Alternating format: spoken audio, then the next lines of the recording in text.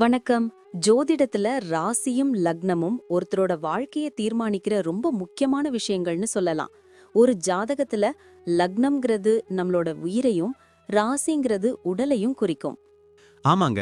நம்ம பிறக்கறப்ப கிழக்கு திசையில எந்த ராசி தெரியுதோ அதுதான் நம்மளோட லக்னம். இது 2 மணி நேரத்துக்கு ஒரு தடவை மாறும். அதனால ஒரு நாளைக்கு 12 லக்னங்கள் மாறி மாறி வரும். அதனால தான் லக்னம் ரொம்ப துல்லியமான தகவல்களை கொடுக்குன்னு சொல்றாங்க. சரியா சொன்னீங்க.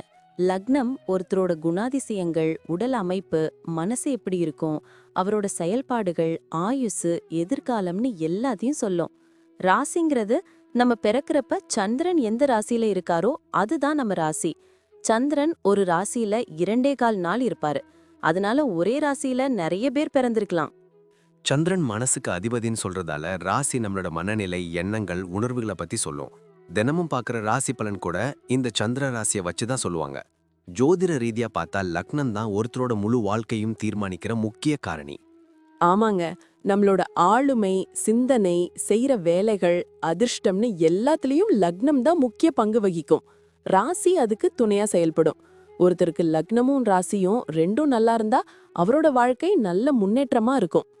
மேலும் லக்னம் மற்றும் ராசிக்கு அதிபதியான கிரகங்கள் ஜாதகத்துல எப்படி இருக்குங்கிறதையும் பார்க்கணும். ஒரு கிரகம் லக்னப்படி கெடுதல் பண்ற மாதிரி இருந்தாலும் ராசிப்படி அதே கிரகம் நல்ல பலன்களை கொடுத்தா அந்த கெடுதல் குறைஞ்சு நல்லதாவே மாற வாய்ப்பு இருக்கு. அதனாலதான் ஒரு ஜாதகத்தோட பலனை முழுமையாவும் துல்லியமாவும் தெரிஞ்சுக்க லக்னம் மற்றும் ராசி ரெண்டையும் சேர்த்து பார்க்கணும். இப்போ நாம ஒவ்வொரு ராசி மற்றும் லக்னக்காரர்களோட தனித்தன்மைகள், அவங்க வாழ்க்கையில நடக்கிற முக்கியமான விஷயங்களை பத்தி விரிவா பார்க்க போறோம். இந்த பதிவை முழுசா பார்க்கறதுக்கு முன்னாடி நீங்க இன்னும் நம்ம சேனலை சப்ஸ்கிரைப் பண்ணலன்னா இப்பவே சப்ஸ்கிரைப் பண்ணிக்கோங்க. பக்கத்துல இருக்கிற பெல் பட்டனையும் கிளிக் பண்ணி வைங்க. அப்போதான் நம்ம போடுற ஒவ்வொரு புது பதிவும் உங்களுக்கு உடனே தெரியும். சரி வாங்க, இனி வீடியோக்குள்ள போகலாம். என்னப்பா, இன்னைக்கு என்ன புது ஜாதகத்தோட வந்திருக்க? இதுல என்ன ஸ்பெஷல்? இன்னைக்கு நம்ம பார்க்க போறது ஒரு பக்கா பாஸ் மெட்டீரியல் ஜாதகம்பா. சிம்ம லக்னம், கும்பராசி.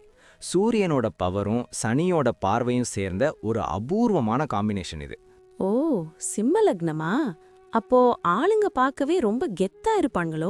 பின்ன சும்மா சாதாரணமா ஒரு காட்டன் சட்டை போட்டுட்டு வந்தா கூட அவங்க நடக்கிற நடையில ஒரு ராஜ தோரணை இருக்கும். எங்க போனாலும் தானா முன்னாடி போய் நின்று லீடர்ஷிப் எடுத்துப்பாங்க. எதை செஞ்சாலும் அதுல இவங்களோட தனி முத்திரை இருக்கணும்னு நினைப்பாங்க. முக்கியமா சுயமரியாதையை எவனாவது சீண்டினா சும்மாவே விட மாட்டாங்க. அப்போ வீட்ல குடும்பத்தாளுங்க பாடு திண்டாட்டம் தானா? எப்பவும் அதிகாரம் தானா? அப்படி முழுசா சொல்லிட முடியாது. குடும்பத்துக்கு இவங்க ஒரு சிங்கம் மாதிரி பாதுகாப்பா இருப்பாங்க. ஆனா வீட்ல தான் சொல்றதான் எல்லாரும் கேட்கணும்னு கொஞ்சம் ஹிட்லர் மாதிரி இருப்பாங்க. அது லைஃப் பார்ட்னருக்கும் பசங்களுக்கும் சில நேரம் வருத்தத்தை கொடுக்கும். ஆனா போக போக குடும்பத்துக்காக தன்னோட ஈகோவை கொஞ்சம் கொஞ்சமா குறைச்சுப்பாங்க. சரி, வேலை, பிசினஸ்லாம் இவங்களுக்கு எப்படி செட் ஆகும்? பிசினஸ்ல இவங்க ஒரு பெரிய சாம்ராஜ்யத்தையே உருவாக்குவாங்க. கன்ஸ்ட்ரக்ஷன், இரும்பு, அரசாங்க கான்ட்ராக்ட் இதெல்லாம் சூப்பரா வரும். ஆனா பார்ட்னர்ஷிப் மட்டும் வேண்டாம். ஏன்னா யாருக்கும் வளைஞ்சு கொடுக்க மாட்டாங்க. தனியா செஞ்சா அடிச்சுக்க ஆளே இல்ல. வேலைக்கு போறவங்களா இருந்தா? ஆஃபீஸ்ல இவங்க சாதாரண எம்ப்ளாயியா வேலைக்கு சேர்ந்தா கூட கொஞ்ச நாள்லயே டீம் லீடர், மேனேஜர்னு பெரிய போஸ்ட்டுக்கு வந்துருவாங்க. அரசாங்க வேலை, போலீஸ், ராணுவம் மாதிரி அதிகாரமான பதவிகள் இவங்கள தேடி வரும். ஆஃபீஸ் பாலிடிக்ஸ்லாம் இவங்களுக்கு பிடிக்காது. ஆனா எவனாவது இவங்களுக்கு எதிரா சதி பண்ணா அசால்ட்டா அதை கண்டுபிடிச்சு காலி பண்ணிடுவாங்க. காசு பணம்லாம் நல்லா சம்பாதிப்பாங்களா? ராஜ வாழ்க்கை வாழ்வாங்களா? கண்டிப்பா. ஒரு 40 வயசுக்கு மேல இவங்க கிட்ட பணப்புழக்கம் பயங்கரமா இருக்கும். இவங்களுக்கு எப்பவுமே பிராண்டட் பொருட்கள், லக்ஸுரி லைஃப் ஸ்டைல் தான் பிடிக்கும். சாதாரணமா ரோட்டோர கடையில சாப்பிட மாட்டாங்க. போனா பெரிய ரெஸ்டாரண்ட் தான். அதே மாதிரி யார்கிட்டையும் கை கட்டி கடன் வாங்குறத கேவலமா நினைப்பாங்க. வெளியே கெத்தா சுத்தினாலும் யாருக்கும் தெரியாம நிறைய பேருக்கு ரகசியமா உதவி செய்வாங்க. உடம்பு ஆரோக்கியம் எப்படி இருக்கும்?